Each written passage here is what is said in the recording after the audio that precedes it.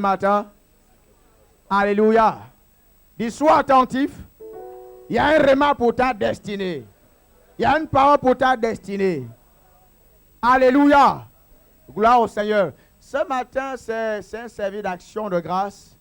Avant qu'on ne passe à la pratique. Alléluia. Parce que ceux du matin, j'espère que vous avez donné plus que ceux du matin. Parce qu'on m'a dit ceux du matin, ils ont donné plus de 3 000 euros. Qui m'a dit ça? On m'a dit ceux du matin ont donné énormément. Ils sont violents. Donc on va voir quel service les gens vont plus donner. La branche des Salomon. On va voir les Salomonites aujourd'hui. Et la branche des Abrahamites, si vous voulez. Vous pouvez prendre Salomon ou Abraham. Alléluia. Alléluia. Qui a apporté son action de grâce? Ok, je sais que ceux du matin, vous n'avez pas à lever vos mains. Sauf si vous êtes très très violent pour ressemer. Alléluia. Mais il faut apporter ton action de grâce. Alléluia. Ça va être bien. Alléluia. Dis, je suis un semeur. Je conditionne mon année prophétiquement. Alléluia. Donc ce matin, on va parler de la puissance de l'offrande. La puissance de l'offrande. Vous savez, nous sommes peut-être au 21e siècle, où les gens, dans peut-être un environnement capitaliste, et ça fait que quand on parle de certaines choses à l'église, les chrétiens peuvent être choqués, mais pourquoi on parle de ça? Est-ce que c'est spirituel? Est-ce que c'est l'amour de Dieu? Est-ce que... Mais la parole de Dieu ne change pas. Dis, la parole de Dieu ne change pas. Dis, la parole de Dieu est Dieu. Elle dépasse des siècles. Elle reste immuable. Alléluia. Dis, la puissance de l'offrande. Ça, c'est ce qu'on va comprendre ce matin. La Bible va nous parler d'un monsieur qu'on appelle Corneille dans la Bible. Peut-être un sous-officier, peut-être un officier, mais il a été à la tête de 100 personnes dans l'armée. Ce monsieur n'était pas chrétien. Mais la Bible va nous dire quelque chose dans Actes des Apôtres chapitre 10, à partir du verset 1 jusqu'au verset 4. Vous savez, les non-juifs n'avaient pas accès à l'évangile. L'évangile était pour les chrétiens. Mais Corneille va être la première personne qui va recevoir le salut, qui va bénéficier, comment on dit ça, des bénédictions qui étaient réservées aux juifs. Mais ça ne va pas se faire comme ça. Dit la puissance de l'offrande. Et la Bible va nous parler de ce monsieur-là, comment le Saint-Esprit va bouleverser sa famille. C'est-à-dire, Pierre va arriver dans la famille, ce monsieur-là, sans imposer, pendant qu'il parle. Au nom où le Saint-Esprit va descendre dans leur vie, ils vont être remplis du Saint-Esprit, net de nouveau parler en d'autres langues. Mais Corneille a fait quelque chose. Je ne suis pas en train de dire pour parler en d'autres langues, il faut faire une offrande. Ce n'est pas ce que je suis en train de dire. Comprenez attentivement. Comprenez-moi attentivement. On n'est pas plus moraliste que Dieu. Je ne suis pas en train de dire les choses de Dieu, il y a un comptoir, on achète des choses de Dieu. Je ne suis pas en train de vous dire ça. Je suis en train de parler de la sagesse de Dieu. Dis, la sagesse de Dieu est différente de la sagesse de ce monde. Donc Corneille, la Bible nous dit que c'était dans son style de vie. Il était sous-officier ou peut-être officier. Mais il avait un style de vie. Il priait, parce que la prière n'est pas seulement pour les chrétiens. Même les non-chrétiens prient. Beaucoup de religions prient. Est-ce que vous me saisissez? En fait, tout le monde prie. Ça montre que tout le monde cherche Dieu, en fait. Corneille priait. Actes des Apôtres, chapitre 10, au verset 4, l'ange va apparaître à Corneille dans une vision. Un messager de l'Éternel des armées. Un messager du Dieu, créateur du ciel et de la terre, du roi des rois. Il va dire quelque chose dans la vie de Corneille. Il va dire, Corneille, tes prières et tes offrandes, ou ton aumône, l'aumône est une forme d'offrande. Certainement, il s'occupait des gens qui étaient démunis. Il dit, tes prières et tes aumônes sont montées comme souvenirs devant l'Éternel. Et vous vous rappelez, je vous ai parlé du livre des souvenirs dans Malachie chapitre 3, verset 16. Livre des souvenirs. Dis le livre des souvenirs. Ce livre-là existe pour ceux qui font le bien. C'est-à-dire, vous faites le bien, vous faites le bien, vous faites le bien, vous faites le bien. Et un jour arrive où Dieu ouvre ce livre, votre page, vous avez tellement fait le bien et la bénédiction tombe dans votre vie. C'est ce qui arrive à Corneille. Ça veut dire que ce monsieur avait ce style de vie-là de faire du bien. Est-ce que vous comprenez ça? C'est comme ça qu'on étudie la parole de Dieu. Vous pensez qu'il avait seulement donné une offrande et puis ça s'est arrêté là? C'était son style de vie. La Bible parle du souvenir. Tes souvenirs sont montés. La prière et ton offrande sont montés à Dieu. Il dit, va, envoie Pierre, envoie quelqu'un à Jaffa où il y a Pierre pour te dire d'autres choses. Voyez la bénédiction. Donc, Dieu met la prière au même niveau, met l'offrande au même niveau que la prière. Dans ce passage biblique, il met l'offrande au même niveau que la prière. Est-ce que vous savez, vous n'avez jamais appris? Est-ce que vous savez qu'il y a des choses que vous n'avez jamais à voir par la prière? Parce que regardez dans le livre de 1 roi, nous sommes au chapitre 17, il y a une dame qu'on appelle, comment ça? Elle était une dame de Sarepta. Mais elle a vécu des miracles dans sa vie, dans un contexte difficile, un contexte de sécheresse, de famine. Elle n'a pas prié pour surmonter la famine. Elle n'a pas prié. Je vous ai dit, la prière ne résout pas toutes les équations. La prière ne va pas tout vous donner. La prière ne va pas tout faire. Ça, c'est la sagesse de Dieu. Donc, Dieu parle et il va voir cette dame-là à Sarepta, dans un contexte de famine. Elle va te nourrir. Il restait juste un peu de farine, un peu à manger. Si la dame avait fait des calculs humains, bon, est-ce que elle a donné ça à Dieu? Elle a donné ça à l'homme de Dieu a mangé. Mais vous connaissez la suite, comment il y a eu des miracles dans sa famille. Il y a même eu des miracles. Ça veut dire même son enfant, je pense, l'enfant de la dame est morte. Et lui va prier pour la dame, pour l'enfant.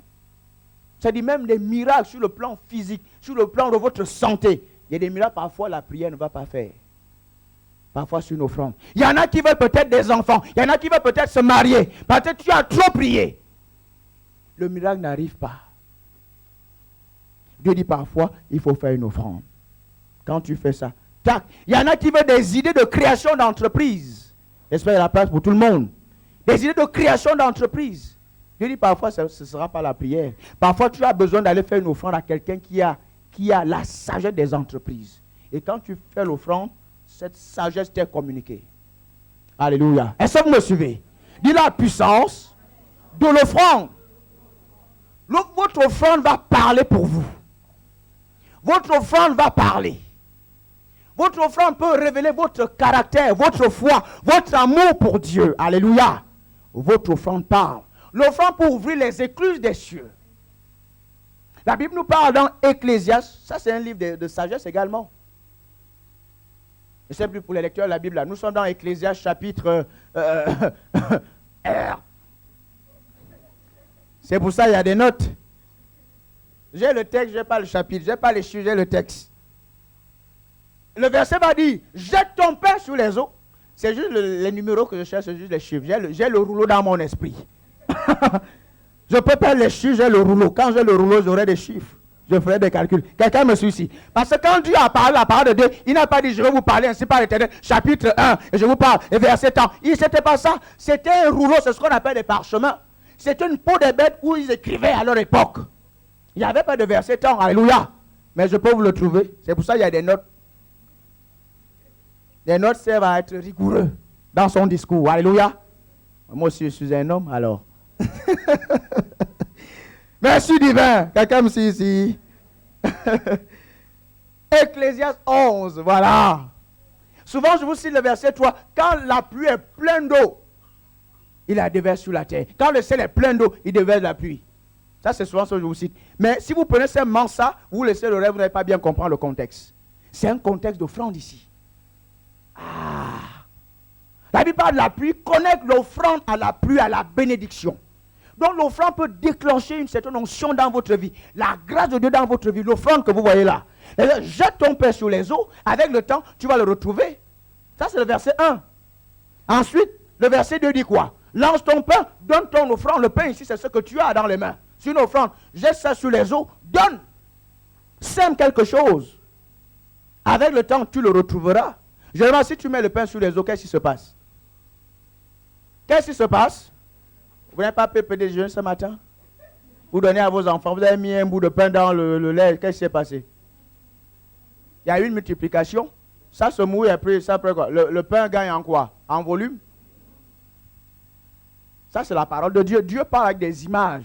C'est comme ça qu'on médite la parole de Dieu. Vous jetez votre pain, il y a quelque chose qui s'ajoute au pain. Le pain gagne en volume. Donc, il y a une croissance, il y a un accroissement. Mais regardez surtout la suite. Partage ton bien. Nous sommes dans le contexte des offrandes. Bon, je ne vous ai pas donné ça le matin. Ce n'est pas que vous n'étiez pas gentil.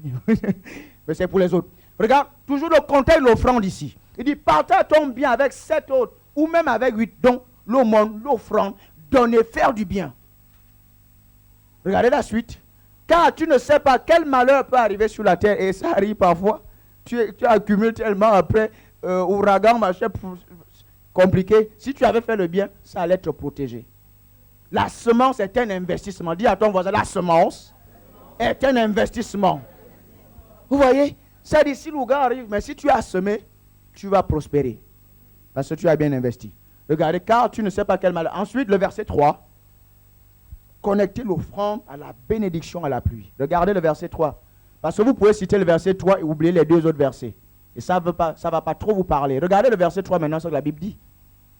Quand les nuages, la Bible connaît, les prières sont montées en souvenir. Ça s'accumulait. Les aumônes s'accumulaient au ciel. Il avait ce style de vie. L'ange vient parce que le livre des souvenirs est ouvert maintenant. Tu connais. Il dit là, je te gaspille avec ta famille. Tu as tellement fait du bien. Boum, souvenir, livre des souvenirs. Donc, les aumônes montaient. Évaporation. C'est comme ça que la pluie tombe. L'eau monte par le soleil. Ça monte, ça monte, ça monte. Donc, au verset 3, la Bible, quand la pluie, donc quand je sème, je fais le bien, je fais le bien, je sème, je sème, je sème. À un moment, la pluie, le ciel est regorgé de pluie. Quand ils sont pleins, il pleut à verse sur la terre. L'arbre reste à l'endroit où... Bref, vous voyez, c'est surtout ce qui nous intéresse.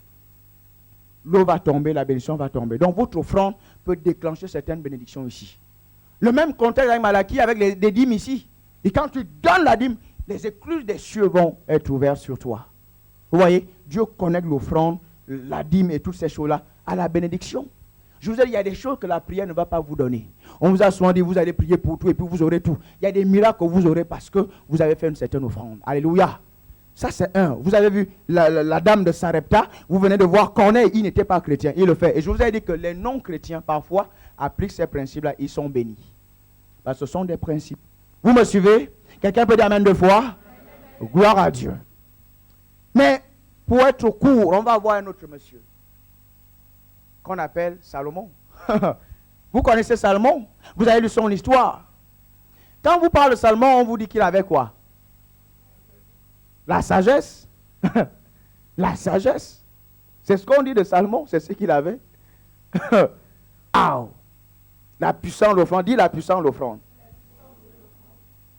2 Chroniques chapitre 1. On va effleurer l'histoire de Salomon. Donc, à ce temps-là, David va mourir et Salomon va le succéder au trône. Salomon arrive au trône. La Bible va nous dire qu'il va être haut élevé, haut gradé en Israël comme roi.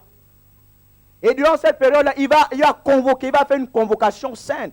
Il va convoquer tout le peuple d'Israël pour aller au mont qu'on appelle Gabaon. Aller chercher Dieu. Dis chercher Dieu. Alléluia. Donc ils vont aller à Gabaon chercher Dieu avec tout le peuple. Parce que là-bas, il y avait la tente d'assignation et toutes ces choses-là pour aller adorer. Lisez bien l'histoire tranquillement là-bas. Chapitre 1. Ils vont aller là-bas. Mais Salomon va faire quelque chose. Et ce qui est remarquable, parce que c'est un culte d'action de grâce, Salomon va faire une offrande à Dieu. Regardez ce qui va motiver son offrande. Il va faire l'offrande non pas pour avoir quelque chose, c'est extrêmement important. Il va faire l'offrande en guise de reconnaissance. Lisez votre Bible. Il dit, Seigneur, tu as tellement été bienveillant envers mon père David. Et je suis devenu roi. Je t'apporte une offrande. Mais l'offrande de Salomon va être une offrande particulière. Il va donner 1000, 10 000. 10 000. Tu n'arrives plus à dire 1000? Parce que tu n'as pas amené 1000 euros ce matin? Il y a un problème ici, là. Ça commence bien là. Les chrétiens, vous avez quoi avec l'argent? C'est pas possible. Dieu dit que vous êtes riches, vous êtes toujours là. 10 000 holocaustes. 10 000 holocaustes. 10 000 euros. 10 000 $. Mais ce n'est pas un problème, tu n'es pas mort. Tu arrives à le dire. Salomon, sur la montagne, va amener 1000 holocaustes. Il donne ça en offrande pendant qu'il cherche Dieu avec les autres. Il y en a qui vont chercher Dieu seulement par la prière. D'autres vont chercher Dieu comme Abraham. Ils cherchent Dieu par la prière avec quelque chose en main. Et ça fait la différence. Corneille priait, aumône. La dame là n'a pas prié dans un roi. Mais elle a fait l'offrande, elle a été bénie. Elle n'a pas prié. Parfois, on prie pour avoir certaines choses. Dieu dit, tu n'auras pas. Il y a quelque chose d'autre à faire. Il y en a qui veulent des miracles. C'est un miracle, vous les voulez. Est-ce que vous savez parfois, pour avoir l'enfant là, vous avez besoin parfois de faire une offrande à quelqu'un qui a des enfants. Dieu peut vous le dire de le faire. Si vous ne le faites pas, vous allez prier, il n'y aura rien. Parce que Dieu est Dieu. Dieu est Dieu. Dieu n'est pas un Dieu. Dit Dieu est Dieu. La sagesse de Dieu est différente de la sagesse du monde. Dit on ne discute pas avec Dieu. Mais ça arrive que les gens veulent discuter avec Dieu. Pourquoi on doit le faire? Est-ce que c'est une obligation? Tu discutes avec Dieu. Quand il t'a créé, il dit à Job, quand j'ai fixé les étoiles, tu étais là. Quand j'ai fixé tout ça pour l'étoile, pour la lune et tout, est-ce que tu existais? Tu peux discuter avec moi? Tu sais comment j'ai fait pour te créer, pour te donner un nombre de choses. Tu sais, Job dit, je ne parle plus. J'avais entendu parler de toi là. Dieu, je ne parle plus. Dieu lui a répondu avec des énigmes de sa gloire. Tu peux parler avec Dieu. Le vase peut parler au potier. Dieu n'est pas un Dieu, il est le créateur. Ce n'est pas un créateur, il est Dieu est le créateur. C'est important de le souligner parce que beaucoup de gens discutent avec la parole de Dieu. Je l'ai dit ce matin, certaines personnes, ils sont fâchés contre Dieu. Tu vois, quelqu'un, il sert à l'église, tout d'un coup, parce que peut-être Dieu ne s'occupe pas de ses enfants. Je ne vois plus mes enfants venir à l'église. Là, je change de programme. J'étais assidu. Là, parce que je viens une fois sur 3. En fait, tu es fâché contre Dieu. Tu dis, bon, moi-même, je vais aller m'occuper de mes enfants, parce que comme Dieu ne fait rien. Il ne faut pas te fâcher contre Dieu. Dieu n'est pas en retard. Il est toujours à l'heure. Il est toujours à l'heure. Il est Dieu, ce n'est pas un Dieu. Alléluia. Et il y a un monsieur comme ça pour vous encourager, parce que nous sommes en nouvelle année. Peut-être tu as pris une mauvaise décision l'année dernière. Il y a un grand homme de Dieu, il avait des enfants, et Dieu lui a dit quelque chose. Il dit, sers-moi, je vais m'occuper de ta famille, de tes enfants. Il a servi le Seigneur. Il dit même que quand son père est mort, il avait une croisade, il n'est pas parti aux obsèques de son père. Parce que l'onction, c'est urgent, c'est le ministère d'abord. Il est allé. Il dit un jour, ils sont à la maison comme ça. Et il est dans une pièce, les enfants jouent comme ils jouent dans la maison, et la maison est grande. Et au moment, il sort comme ça, il se déplaçait pour aller faire je ne sais pas trop quoi. Et puis dans une pièce, il trouve l'un de ses enfants au coin dans la pièce, en train d'être rempli du Saint-Esprit, en train de parler en d'autres langues. Il se rapproche un peu pour aller voir. Effectivement, l'enfant parlait en d'autres langues, rempli du Saint-Esprit. Et puis il est reparti. Non, je le laisse avec Dieu. Et Dieu lui a rappelé ce qu'il avait dit par le passé. C'est sers-moi, je vais m'occuper de tes enfants. L'enfant était rempli du Saint-Esprit, sans adoration, sans louange, sans orchestre, sans rien du tout à la maison. Dans un décor naturel ordinaire. Parce qu'il y en a qui discutent avec Dieu. Il y en a qui sont fâchés contre Dieu. Je ne suis pas marié, là je suis fâché, je vais aller faire à ma façon. Tu es fâché contre Dieu. Dieu est Dieu. Il n'est pas en retard. C'est parce que tu n'es pas patient en fait. Il faut être patient pour manger de meilleurs fruits. À Sion. Oui. Nous appartenons à Sion. On ne va pas faire comme Salomon, aller offrir des trucs à Gabaon. On n'appartient pas à Gabaon. C'est en Christ. Nous, c'est Christ. Et souvent dans le milieu chrétien, on va dire, Dieu allait préparer des places pour nous. Quand quelqu'un accepte le Seigneur, là, Dieu allait préparer des places. Comme Jésus a dit, je ne vais pas vous préparer des places. La place, là, c'est en Christ Jésus. C'est en Christ, il y a une place qu'on appelle Christ, ou Sion, ou Lermont. C'est la même place. Et il dit, non, quelqu'un accepte. Là, il y a les bulldozers au ciel qui sont en train de construire. Là. Il y a des bulldozers, des caterpillars qui sont en train de construire ta mansion, ta maison, pour que tu habites là-bas. Ça n'existe pas. Dieu a fini son boulot depuis. Il a fini, il n'est pas en train de construire une maison. Non, non, non, non. Dieu n'est pas, il est à l'heure. Est-ce que vous me suivez? C'est ce qui se passe. On ne discute pas avec le Seigneur. Il est Dieu. La puissance de l'offrande. Donc Salomon va offrir 1000 holocaustes. Et vous connaissez monsieur comme monsieur qui avait la sagesse, mais il n'a pas eu comme ça. Donc ils vont avec le peuple, ils offrent 1000 holocaustes.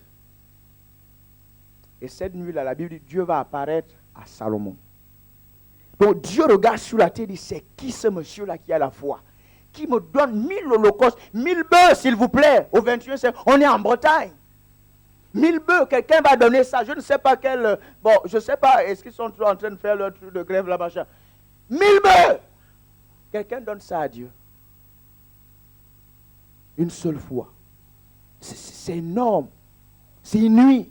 C'est violent. Mais quel amour. Dieu va apparaître. Dieu va se manifester. Vous savez, Dieu est touché dans son cœur quand vous faites certaines choses. Vous savez, nous ne sommes pas n'importe quel peuple, nous sommes le peuple de Dieu. Quand nous faisons certaines choses, il est fier de nous. Dieu est fier de nous quand ses enfants font certaines choses. Il est pressé pour venir voir, pour venir féliciter, surtout pour venir bénir. Il est notre Père. Regardez, je vous ai parlé de Christelle Sophia la dernière fois. C'est la fierté. Je regarde son premier trimestre, waouh, que des appréciations, des grandes moyennes. Je suis juste là, waouh, je suis fier. Je vous en parle même ici à l'église. Ça, c'est la fierté d'un père. C'est la même chose avec le Seigneur. Quand on fait quelque chose, Dieu est tellement content. Il vient nous féliciter. Quand il vient nous féliciter, c'est pour nous bénir. Il regarde, il dit, monsieur, c'est pas possible. 1000 holocaustes, comment un homme peut me donner ça? Comment il me voit? Effectivement, il me voit dans sa gloire. Dans ma gloire, en fait. Et Dieu va apparaître à ce monsieur-là. Et il dit, non, je ne sais pas. Dieu est perturbé en quelque sorte. Et Dieu lui dit, demande, qu'est-ce que tu veux que je te donne? Qu'est-ce que tu veux? Qu'est-ce que tu veux que je te donne? Dieu est en quelque sorte perturbé. Qu'est-ce que tu veux donner à mon fils là? Mais quelle foi, quel amour, quel honneur. Salomon, comme il avait un père, il avait une mère. Salomon ne va pas faire comme Lot. Là, ils arrivent avec Abraham dans la verdure et tout ça. Il y a tellement de cheptels, de bétail et tout ça. Abraham voit que non, la volonté parfaite est que je ne sois pas avec toi. Parce qu'en fait, je t'ai pris parce que tu es un neveu et tu as perdu, tu as perdu ton père, qui est mon frère. Donc, humainement, il faut que je t'amène. Mais ce n'était pas le plan de Dieu. Dieu a parlé à Abraham, il dit, quitte là, va là-bas. Ce n'était pas avec son neveu. Mais il a amené son neveu par humanisme. On peut comprendre ça. Mais à un moment, dans la vision, quand tu montes, tu vas comprendre que tu dois être 100% dans la volonté parfaite de Dieu. Et Dieu est carré comme ça. 100%. S'il dit, ta tante n'est pas avec toi, ta tante ne doit pas être avec toi. Il ne discute pas. Quelqu'un me suit ici? Oui, depuis que tu es chrétien, là, non, Dieu a dit, je suis un sacrificateur, je prends les gens par la foi, par l'inspiration. Abraham va comprendre que, non, je dois avoir plus de vision là. Mais Lot, ce n'était pas le plan de Dieu. Lisez la Bible, Dieu n'a pas dit avec Lot. Lot va choisir. Lot va voir la verdure. La verdure. Dit, oncle, va là-bas, moi je vais par ici. Là, il y a la verdure. Mais Abraham n'a pas vu les choses comme ça. Abraham a vu des principes qui créent la verdure. Il y en a qui regardent la voie et ne voient pas les principes qui sont derrière la voie. Alors il dit, non, moi je ne regarde pas. Peut-être il y a le Kalahari là, ou le Sahara, tout ce que vous voulez. Le Sahara, bien sûr. Donc il y a peut-être ça. Ce n'est pas un problème. Si j'ai des principes, je veux créer la verdure. L'autre est allé là, l'autre a mal choisi. Mais Salomon ne va pas faire comme ça. Vous me suivez? Quelqu'un comprend l'histoire ici? Nous sommes en train de voir la puissance de l'offrande. L'offrande va remuer le ciel pour vous. Il y a des choses, il y a des miracles que vous aurez parce que vous avez fait une certaine offrande. Je vous assure. Parfois l'onction, vous n'aurez pas l'onction comme ça. Il y a des choses à faire. C'est ce que Salomon va faire. Il est où élevé en Israël. Il dit, je veux donner une offrande à Dieu parce que il a béni mon Père. Ça, c'est ça. Il est reconnaissant. Dit, les rois sont reconnaissants. Je l'ai dit à certaines personnes hier. Les rois sont reconnaissants parce qu'un roi n'est pas élu. Un roi n'est pas élu. Vous élisez vos présidents et tout ça et tout ça. Un roi n'est pas élu. La royauté lui est donnée. Les rois sont reconnaissants. Ils savent que ce qu'ils ont, la grande onction qu'ils ont, ça vient de Dieu. C'est ce que Salomon va faire. C'était un grand roi. C'était un grand roi. Il dit, je veux donner une offrande parce que Dieu a été bienveillant envers mon père David. Et quand dans l'offrande, Dieu après dit, non, qu'est-ce que tu demandes? Salomon va dire, je veux la sagesse pour bien me conduire devant ton peuple que tu m'as donné. Encore une fois, Dieu est vraiment touché. Il fait une offrande particulière, extraordinaire, et quand Dieu lui choisit, il ne fait pas comme l'autre. L'autre aurait pu demander à son oncle, qui était son visionnaire, qui était censé être son mentor. Dit en fait, comment on choisit? En fait, là, peut-être qu'il y a un piège là. Comment on choisit? Moi, je vois, je l'avais dit, aide-moi, c'est toi le prophète. Là, c'est surtout là, on se sépare. Je comprends que Dieu a dit la volonté parfaite est que. Mais là, quand même, c'est toi le visionnaire ici. Montre-moi comment on choisit. Est-ce que tu penses que je dois aller là-bas? Le gars n'a pas fait ça. Il a regardé par la vue, verdu, il est parti. Il finit dans la cave. Il y a un problème d'intelligence, un problème de sagesse.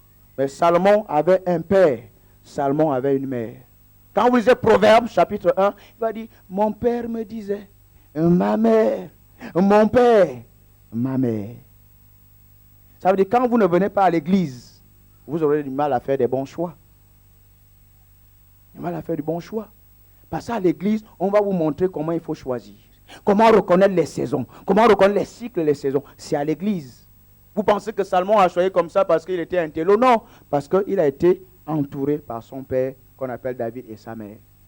Mon père me disait, et ma mère enseignait. Mon père disait, ma mère disait. Il était assidu à l'église, au temple. Il y a des chrétiens qui ne viennent pas au temple. Comment tu sauras choisir les choses dans la vie? Vous n'avez pas entendu que le serviteur d'Abraham est allé chercher une femme à Isaac? Et ce serviteur, ce prophétique s'appelle Eliezer. Genèse chapitre 15. Eliezer veut dire quoi? Dieu mon aide. Dieu mon aide. C'est comme ça que Salomon a pu être aidé par Dieu, par la sagesse, par les conseils de son père et sa mère. Il va choisir la sagesse. Et Dieu dit, comme tu as choisi ça, je vais te donner tout le reste. En d'autres termes, il a demandé tout ce qu'il fallait. Dans la sagesse, il y a l'or, il y a le diamant, il y a tout dedans. Il avait tout ça. Alléluia. Avant d'arriver à notre sujet, quand vous voyez la suite de ce chapitre, vous avez remarqué que le monsieur était un grand entrepreneur. Dit l'entreprise. Salomon a la sagesse, il est roi, mais il était dans le business. Vous avez remarqué que les chevaux, les navires et toutes les voitures allaient en Égypte et revenaient à un certain prix. Est-ce que vous comprenez ça? Ça allait, ça venait à un prix. Lisez le chapitre 1 à la maison. Parce qu'on va arriver au premier, c'est lui qui va dire honore l'Éternel. Mais il faisait des affaires. Les chrétiens pensent que les affaires ne sont pas pour les chrétiens. Ce n'est pas spirituel faire des affaires. Il est roi. Vous pensez qu'il était spirituel? Et il pense faire des affaires, ce n'est pas spirituel. Il était roi, il était spirituel. La preuve, c'est qu'il fait là, personne ne l'a jamais fait. Vous n'avez jamais fait ce que Salomon a fait. Il allait prier, il était spirituel, il était roi, il était spirituel. Il savait, il reconnaissait son Dieu, la grandeur de Dieu. Il fait une offrande, il était spirituel. Mais il faisait du business. Les voitures allaient et revenaient. Pour un certain prix, il faisait du trafic. Est-ce que vous me suivez? Il faisait ça. Il va choisir ça et puis l'entreprise va se développer. Il a dit à sa saison, durant sa période, l'or est devenu banal. L'or est devenu banal au temps de Salomon. Tellement banal, l'or était partout, à cause de la sagesse. Est-ce que vous me suivez? Alléluia. Alléluia. Dis, on doit entreprendre. Alors, je vous mets tout ça dedans, parce que je sais que vous n'aimez pas entendre ça. Mais la sagesse vous pousse à entreprendre. La Bible, Job était riche parce qu'il travaillait avec ses mains. Tu vas tout le temps aller au boulot le matin, le boulot là, le boulot là, le boulot là. Mais je parle de cette année parce que l'année dernière, peut-être tu n'as pas eu d'accroissement de profit. Cette année, tu vas maintenant faire comment? Il faut entreprendre. Alléluia. Il faut entreprendre. Dieu a béni l'ouvrage des mains de Job. Il était, si on parle notre langage, il était milliardaire. Est-ce que vous me suivez? Alléluia. Dis l'offrande à une certaine puissance. C'est moins post-moderne, hein, je comprends. C'est moins post-moderne, mais c'est la parole de Dieu.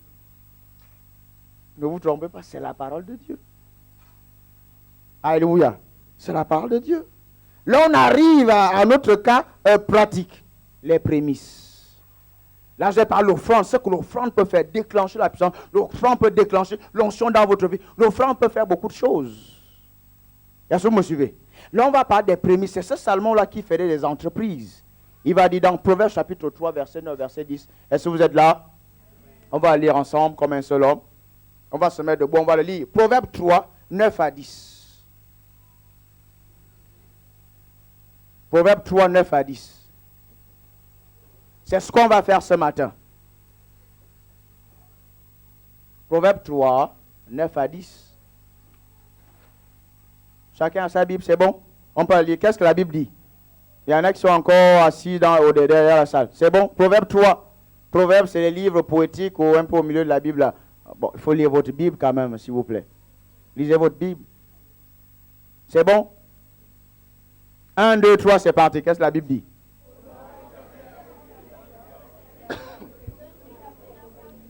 Ah ah.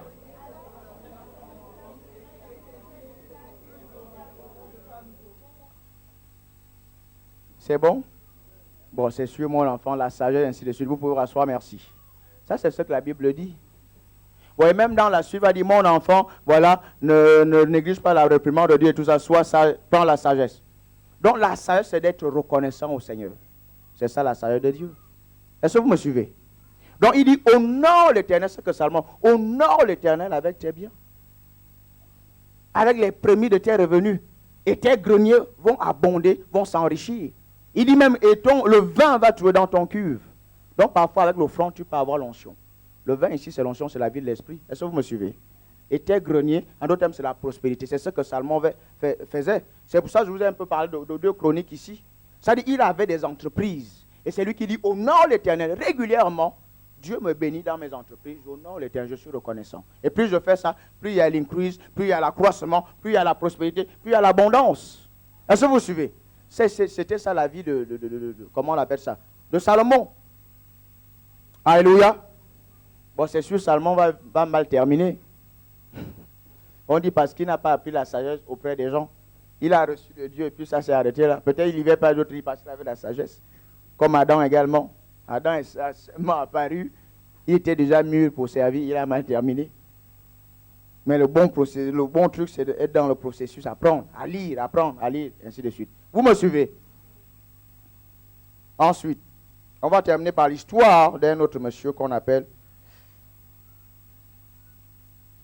dit les prémices. Dit prémices veut dire ce qui est premier et ce qui est meilleur. Est-ce que vous savez que vous êtes les prémices de Dieu? Est-ce que vous le savez? Vous êtes les prémices de Dieu. Mais il faut lire la Bible pour le savoir. C'est ce qui fait que parfois, quand il y a des corbeilles, on voit les gens venir apporter les pieds rouges à l'église. Ça ne peut pas monter. Parce que tu ne sais pas ce que tu es en train de faire. Dis, je suis les premiers de la création de Dieu. Vous prenez Jacques chapitre 1, verset 18. Si vous lisez la Bible, vous allez voir toutes ces choses-là. Vous allez voir, vous êtes bénis. Dis, je suis béni. Dis, je suis le premier de Dieu. Dis, je suis le meilleur de Dieu.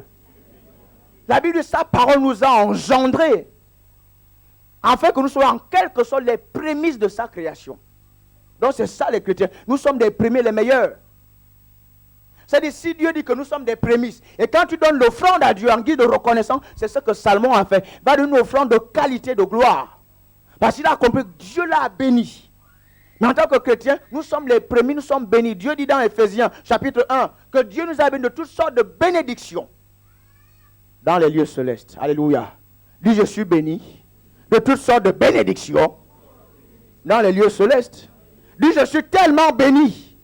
Et la parole de Dieu m'aide à voir la bénédiction que j'ai en Christ Jésus. Dis, Dieu est un grand Dieu. Il mérite mon honneur.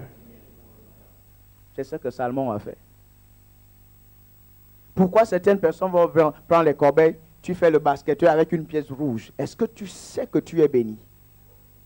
Est-ce que tu réalises que tu es béni? Tu es béni, tu donnes à Dieu une pièce rouge ici. Ça ne peut pas monter. Ça ne peut pas monter. Est-ce que vous me suivez? Ça ne peut pas monter. Les prémices, c'est ça. C'est donner ce qui est premier, ce qui est meilleur à Dieu. Dieu dit, quand tu le fais, tu vas être béni, tes entreprises vont être bénies. Tu auras du vin dans tes cuves. En fait, tu vas avoir l'onction, tu vas être béni. Si tu as une entreprise, ça va continuer à fleurir. Alléluia. Et c'est ce qu'on va expérimenter ici. Oui. Mais on parle des entreprises, n'est-ce pas? Ça veut dire, quand je dis ça, ton jet doit continuer à pousser. Quand on parle d'entreprise, ne vois pas seulement ce qu'il y a à toi. Ce sont des entreprises que Dieu t'a confiées également. Oui. Parce que vous pensez que je parle seulement de votre avoir l'argent dans vos poches. Je parle de vos entreprises. Salomon était roi. Il demande la bénédiction pour que le royaume continue à avancer. Donc quand tu fais une semence, une offrande, c'est pour si tu es responsable de GF, si tu avais une âme, ça continue de pousser. L'inspiration et tout ce qui va avec te bénit. C'est de ça que je parle. Quand je parle d'entreprise, c'est plus qu'aller travailler, avoir un peu d'argent et ainsi de suite.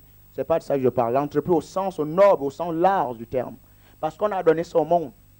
Quand on dit entreprise à l'église, il y en a qui pensent que je suis en train de parler business et tout ça, vendre des trucs au noir et tout ça. Je ne suis pas dedans. Oui. On a tout donné au monde. On parle entrepreneur, on pense que c'est le monde. C'est pour ça qu'on est en retard. Oui. Pour ça, les chrétiens sont en retard. Une spiritualité qui n'est pas concrète. Il plane. Et le temps passe. C'est concret ici. Entreprise, c'est un mot qui est dans la parole de Dieu. Le psaume utilise ça, Josué utilise ça. Mais qu'est-ce qui se passe? Alléluia! Il dit, quand tu donnes ça, tu vas avoir la prospérité dans tes entreprises. Il y aura l'onction, il y aura l'inspiration. C'est ce que la Bible nous dit. Alléluia! Et je vous ai dit que nous sommes nous-mêmes des prémices. Ça veut dire que Dieu, quand il crée l'homme, il ne crée pas un truc moyen. Il nous crée comme il faut parce qu'il nous aime. Parce que quand Dieu donne, il donne véritablement. Est-ce que vous me saisissez? Mais nous voulons donner à Dieu. La Bible dit que nous devons l'aimer. Il nous a aimé le premier. Il nous a aimé, nous devons l'aimer. Quand Dieu donne, il donne parfaitement. Et quand il nous a engendrés, c'est parfait avec sa parole. Et comment toi tu vas donner un petit truc à Dieu? C'est pas bon. Ça ne peut pas monter. Dieu dit que tu n'es pas en train de l'honorer. Je vous ai dit, le salut est gratuit. Le reste, vous devez faire quelque chose. Ça, c'est la salut du royaume. Le salut est gratuit. Tout ce que tu auras par la suite, tu dois faire quelque chose. Si tu ne fais rien, ben, tu n'auras rien.